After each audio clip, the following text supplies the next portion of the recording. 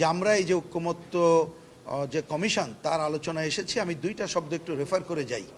আমরা গত বছর 5ই অক্টোবর আমাদের মাননীয় প্রধান উপদেষ্টার আমন্ত্রণে 2024-এর কথা বলছি, যখন গেলাম এবং এই কমিশন গঠন হয়, তখন তিনি যখন আমাদেরকে জানালেন, ওনার সাথে পরিষ্কারভাবে কথা হয়েছে 5ই অক্টোবর।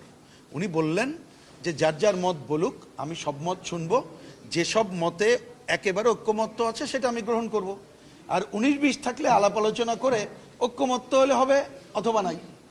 তাহলে ঐক্যমত্য মানে এই, আমরা এই ভিত্তির উপর এখানে এসেছি। দ্বিতীয় রাউন্ডের আলোচনায় আমাদের মাননীয় প্রধান উপদেষ্টা দ্বিতীয়বার যখন এলেন, আপনারা ছিলেন সবাই সাক্ষী, তিনি কিন্তু 15ই ফেব্রুয়ারি এবছরের একই কথা বলেছিলেন। তাহলে ঐক্যমত্যের ধারা এটা। তো আমাদের ঐক্যমত্য কমিশন অনেক আলোচনায় এনেছে, তো অনেক আগে বলেছি, আমি এটা রিপিট করতে চাই না। ওনারা কিছু আলোচনা এনেছেন, তার মধ্যে আমাদের সংবিধানের মূলনীতি প্রশ্নে আমরা প্রথম দিনই বলেছিলাম যে দেখেন, এই ধরনের মূলনীতি প্রশ্নে ঐক্যমত্য হওয়া সম্ভব না, কারণ এখানে বিভিন্ন আদর্শের মানুষ আছে। কারণ এই ব্যাপারে ডিসিশন নেবে জনগণ, রাজনৈতিক দল জনগণের কাছে যাবে, জনগণ ডিসিশন নেবে একটা দেশ কিভাবে রাষ্ট্র পরিচালিত হবে, তার সংবিধানের মূলনীতি কি হবে।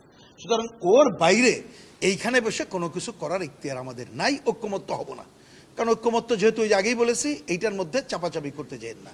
কিন্তু ওনারা, আমরা খুবই কি বলবো, যে ক্ষোভের সাথে লক্ষ্য করলাম গতকাল ওনারা আবার একই প্রস্তাব এনেছেন, যার জন্যে আমরা গতকালই ওনাদের কাছে বিকল্প প্রস্তাব উত্থাপন করেছিলাম যে যদি এই ব্যাপারে ঐক্যমত্য হতে চান, কারণ এটা মনে রাখতে হবে, মুক্তিযুদ্ধের মধ্য দিয়ে অর্জিত আমাদের এই সংবিধান অনেক অসম্পূর্ণতা আছে বলে আমরা আলোচনা করছি যাতে সম্পূর্ণ করা যায়, কিন্তু মূলনীতির প্রশ্নে ছাড় দেওয়া সম্ভব না।